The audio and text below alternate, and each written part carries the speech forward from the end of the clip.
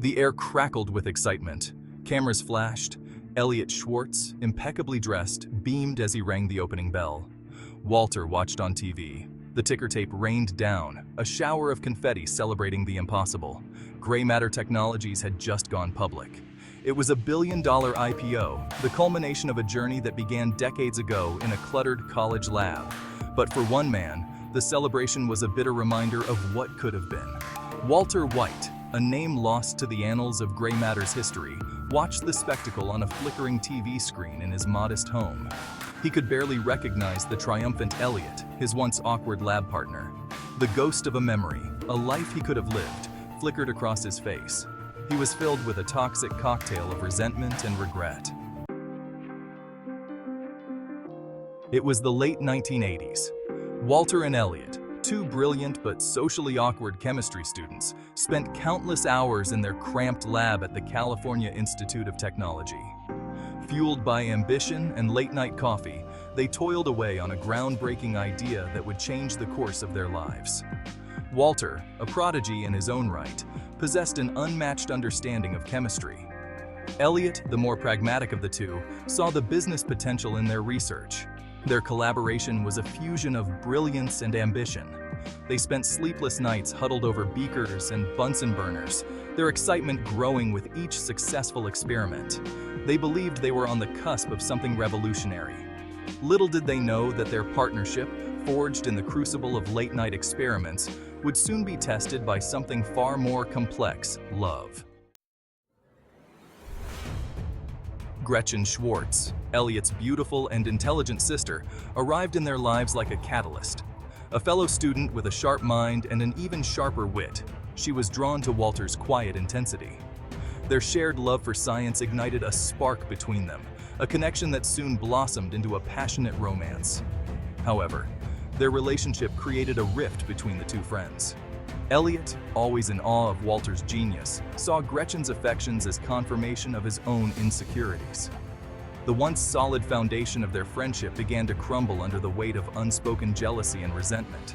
Walter, oblivious to the tension brewing between his friends, reveled in his newfound love, unaware of the storm that was about to break. The price of pride, a life-altering decision.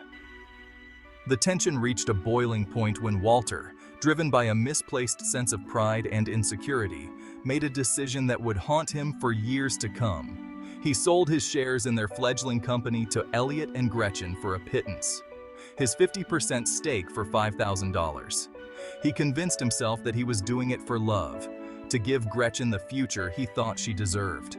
In reality, it was a decision fueled by his own demons, a fear of being overshadowed and a need to prove his worth on his own terms. The consequences of his decision were swift and brutal. He watched from a distance as Gray Matter Technologies, the company he helped build, soared to unimaginable heights. The world celebrated Elliot and Gretchen's success, their faces plastered on magazine covers and news articles. Walter, once a vital part of the equation, had become a footnote, a ghost in the machine of his own creation. From lab benches to school desks, a fall from grace. Life after Gray Matter was a harsh reality check for Walter. He found himself teaching high school chemistry, his brilliance wasted on indifferent teenagers. The man who once dreamt of revolutionizing the world was now relegated to explaining the periodic table to bored students. The irony was not lost on him. He had traded his dreams for a stable life, only to find himself trapped in a cage of his own making. The world of academia, with its petty rivalries and bureaucratic hurdles, felt stifling to a man who once thrived on the cutting edge of scientific discovery. He felt like a caged animal, his potential wasted, his spirit slowly being crushed under the weight of what could have been.